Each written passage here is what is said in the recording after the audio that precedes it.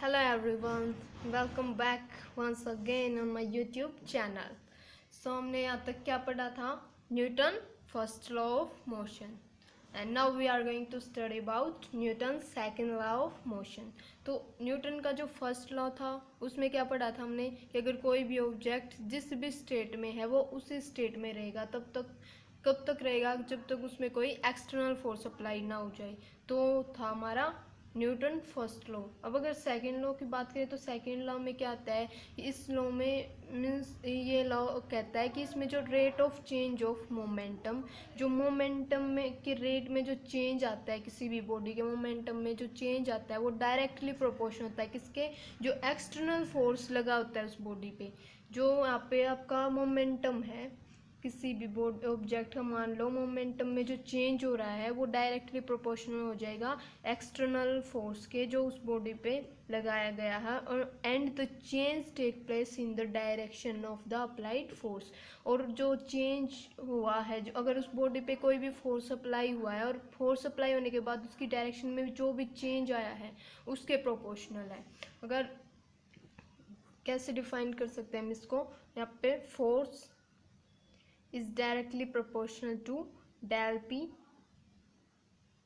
Upon del T. ठीक है, इसमें क्या कह रखा है, जो rate of change of momentum है किसी भी बॉडी का वो डायरेक्टली प्रोपोर्शनल हो जाएगा आपके एक्सटर्नल फोर्स के. और जो उसमें एक्सटर्नल फोर्स लगने के बाद जो उसकी डायरेक्शन में चेंज आया है उसके भी. ठीक है, तो force is directly proportional to del P upon del T. Here P is momentum.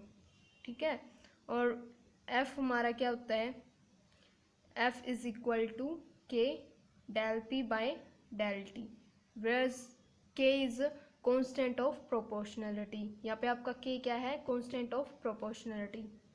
K is constant of proportionality. ठीक है, प्रोपोर्शनलिटी. और यहाँ पे अगर लिमिट लगाएंगे तो क्या आएगा आपका, लिमिट मान लो होती है आपकी del T, T की होती है. If limit del T tends to 0 तो क्या हो जाएगा आपका, then the term del P by del T become the derivative. जो टर्म है del P upon del T ये डेरिवेटिव फॉर्म में आ जाएगी. कैसे, dP बाई dt. अगर आपका del T की वैल्यू 0 है तो ये डेरिवेटिव फॉर्म में आ जाएगी आपकी del P by del T. ठीक है, तो F इज इक्वल टू हो गया आपका, F is equal to k into D P by D T. ठीक है, अब यहाँ पे हम P क्या होता है हमारा मोमेंटम, उसकी वैल्यू रखेंगे. For a body of fixed mass M, अगर कोई भी बॉडी उसका फिक्स मास है M तो क्या आ जाएगा आपका यहाँ पे F is equal to k into d. P की वैल्यू क्या आ जाएगी, फिक्स मास है तो M into v by D t. Same to same ही हमने यहाँ पे लिख दिया. ठीक है, अब क्या आ जाएगा अपना, अगर इसको सोल्व आउट करेंगे हम ब्रैकेट से बाहर निकालेंगे तो K M into D V by D T into D V by D T. D V by D T क्या होता है आपका, acceleration, change in velocity with respect to time. तो क्या होता है आपका D V by D T acceleration. तो क्या आ जाएगा आपका यहाँ पे के एम इंटू ए, ये हो जाएगा आपका फोर्स यहाँ पे. ठीक है, अगर k मान लो हमारा 1 है क्योंकि ये कांस्टेंट ऑफ प्रोपोर्शनलिटी है. अगर k की वैल्यू आ गई हमारी 1 तो फोर्स हमारा क्या हो जाएगा यहाँ पे, force is equal to m into a. ठीक है, ये आपका फोर्स का फॉर्मूला हो गया, mass into acceleration, where m is the mass and a is acceleration. और अगर in scalar form this equation can be written as f is equal to m a and whereas 1 unit force is equal to 1 unit of mass into 1 unit acceleration. क्या होता है जो देखते हैं 1 unit force, अगर मान लो हमने लगा किसी ऑब्जेक्ट पे 1 यूनिट फोर्स लगाया तो क्या होगा वहाँ पे उस ऑब्जेक्ट में 1 यूनिट मास और 1 यूनिट एक्सेलरेशन. ठीक है, 1 यूनिट एक्सेलरेशन. यूनिट क्या होती है यहाँ पे आपकी, a unit force may be defined as the force which produce unit acceleration in a body of unit mass. Unit force क्या होती है? यूनिट फोर्स होती है as the force which produce one unit of mass product the unit mass in which produce one unit acceleration in a body of unit mass। कोई भी body mass उसकी एक unit mass में एक unit acceleration होगी, उसका product होगा, तो हमारा हो जाएगा one unit of force. One unit force क्या होता है? One unit mass into acceleration, mass किसी भी बॉडी का और उसका एक्सेलरेशन वन यूनिट और इनका मल्टीप्लाई। ठीक है, ये हो गया आपका वन यूनिट। अगर इसकी यूनिट क्या हो जाएगी आपकी? मास को हम रिप्रेजेंट करेंगे केजी में, तो फोर्स क्या हो जाएगा आपका? फोर्स की यूनिट है आपकी न्यूटन, तो one newton equal to one unit mass को मेजर करते हैं केजी में into one unit acceleration. Acceleration को करेंगे हम मीटर पर सेकेंड स्क्वेयर, तो क्या हो जाएगा आपका? One newton is equal to one KG metre पर सेकेंड स्क्वेयर। ठीक है, यह आपकी आ गई यूनिट ऑफ फोर्स। अगर बात करें हम रिलेशन न्यूटन और डाइन की, तो न्यूटन क्या होता है? डाइन क्या होता है आपका? One dyne is equal to CGS system में होता है आपका डाइन। वन डाइन हो जाएगा आपका 1 ग्राम इंटू 1 सेंटीमीटर पर सेकेंड स्क्वेयर। ठीक है, क्योंकि यहाँ पे आपका इसको एक्सेलरेशन में जो भी लेंथ है उसको सेंटीमीटर में मेजर करते हैं, बाई स्क्वायर सेकेंड स्क्वायर हो जाएगा, और यहाँ पे मास को ग्राम में। ठीक है, तो क्या होता है रिलेशन अगर हम निकालें न्यूटन और डाइन में, तो one newton is equal to 10⁵ dyne. ठीक है, वन न्यूटन में 10⁵ डाइन होते हैं। ठीक है, अब आता है आपका, अगर कंपोनेंट की फॉर्म में लिखेंगे न्यूटन के सेकंड लॉ को, तो वो कैसे लिखा जाएगा? मान लो अगर in a component form Newton second law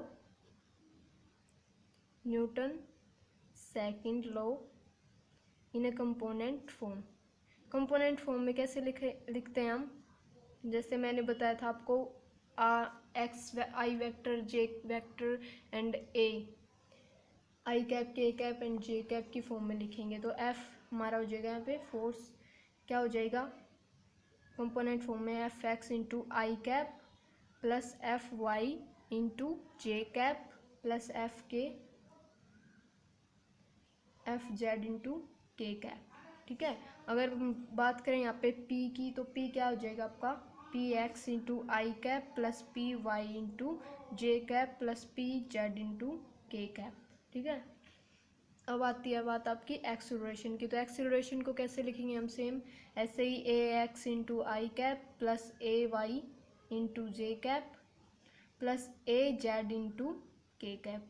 तो ये हो गया आपका एफ का, ये पी का रिप्रेजेंटेशन, ये आपका हो गया ए का एक्सेलरेशन। ठीक है, अब इसको डायरेक्ट फॉर्मूले में रखते हैं वेक्टर फॉर्म में, तो क्या आ जाएगा आपका? F is equal to D P by D T, क्योंकि ये फॉर्मूला तो हमने अभी लिखा था, यहाँ पे पी हमारा मोमेंटम है किसी भी कोई फिक्स मास के लिए, तो क्या आ जाएगा हमारे यहाँ पे? M A X. ठीक है, एम ए एक्स हो जाएगा आपका एफ एक्स मान लिया, इसकी वैल्यू आ जाएगी एम ए एक्स, क्योंकि मोमेंटम होता है आपका एम वी, और यहाँ पे हमने इसकी इसमें निकाल ली थी। जैसे पीछे देखो क्या वैल्यू आई थी हमारी फोर्स की निकल के? F is equal to M A. ठीक है, D P by D T की वैल्यूज पुट की थी, तो F is equal to M A निकल के आया था हमारा। ठीक है, तो यहाँ पे आ गई आपकी एम ए इंटू एक्स, क्योंकि एक्स के फॉर्म में कंपोनेंट वेक्टर है एक्स एक्सिस में। अगर वाई में लिखेंगे तो क्या आ जाएगा आपका? F y is equal to D p y by D T, क्या आ जाएगा? Same m a y. ठीक है, और जेड की फॉर्म में लिखेंगे तो f z is equal to आ जाएगा आपका d p z by D t is equal to M a z. यह आ गया आपके कंपोनेंट फॉर्म में। The above three equation represent the component form of Newton second law. ये आपकी कंपोनेंट फॉर्म हो गई न्यूटन सेकेंड लॉ में। ठीक है, तो नेक्स्ट टॉपिक क्या है अपना? Next topic is impulse. what is impulse. Let's see what is a impulse. impulse क्या होता है, यहाँ पे अगर थोड़े से टाइम के लिए फोर्स अप्लाई होता है किसी चीज़ पे, बिल्कुल थोड़े से टाइम के लिए फोर्स अप्लाई होता है, तो वहाँ पे क्या बोलते हैं हम उसको, इम्पल्स. इम्पल्स क्या होता है, the measure of the action of a large force acting duration of time to produce a finite change in momentum. उसकी जो मोमेंटम है उसमें फाइनाइट चेंज आ जाएगा अगर किसी भी थोड़े समय के लिए लार्ज फोर्स किसी भी बॉडी पे लगेगा. तो अगर बहुत ज़्यादा फोर्स थोड़े से टाइम के लिए, जैसे अगर मान लो आपको कोई मार रहा है, जैसे आपने कुछ काम नहीं किया है, आपके पेरेंट्स आपको मार रहे हैं, तो आपको अगर थप्पड़ लगता है तो वो थोड़े से टाइम में ही बहुत ज़्यादा फोर्स लगता है. तो वहाँ पे क्या होगा, ये इम्पल्स का एग्जांपल हो गया, क्योंकि थोड़े से टाइम में ही बहुत ज़्यादा फोर्स लग गया आपके फेस पे.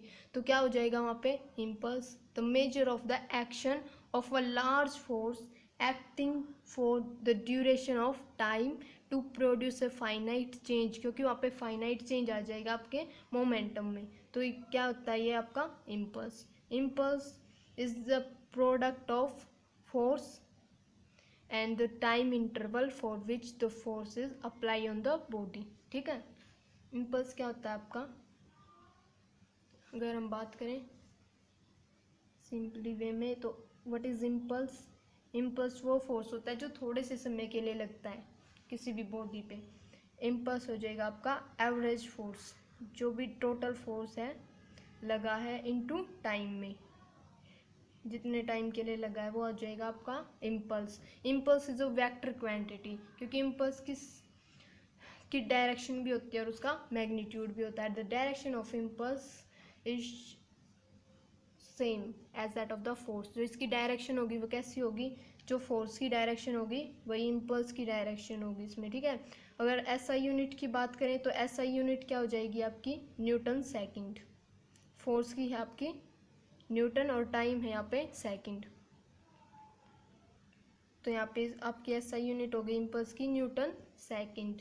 और अगर डायमेंशन फॉर्मूले की बात करें तो क्या आ जाएगा आपका, फोर्स का था आपका mL/t-2, तो सेकंड टाइम को भी करेंगे इसमें मिलाएंगे, इसको प्रोडक्ट करेंगे तो क्या आ जाएगा आपका mL/t-1.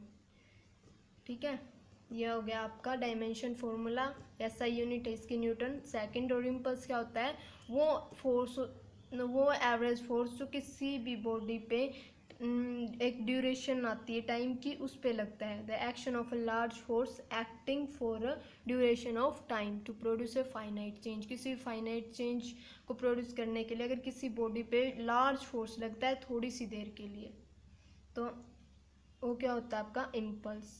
अगर हम इसकी बात करें एक्सप्रेशन की इम्पल्स की, तो क्या होता है, मान low consider a constant force. एक फोर्स है, कांस्टेंट फोर्स ले लिया हमने, which act on a body for time dt. किसी भी बॉडी पे अप्लाई हो रहा है वो फोर्स टाइम में, किस टाइम में, dt में. तो इम्पल्स क्या हो जाएगा अपना, di. I is a impulse is equal to F is a force into time क्या है, dt. ठीक है. अब if the force act on the body for a time interval from t1 to t2 then the impulse. अगर time हम जो force किसी भी बॉडी पे अगर लग रहा है तो उसका टाइम इंटरवल जैसे हमको दे दिया, मान लो t1 से लेकर t2 तक, तो क्या आ जाएगी अपनी equation, I is equal to di is equal to, यह हो जाएगा हमारा di f dot into D T. तो यहाँ पे टाइम की लिमिट लग जाएगी t1 से लेकर t2 तक. ये हो जाएगा आपका f इंटू डी टी. अगर f जो एवरेज है, एवरेज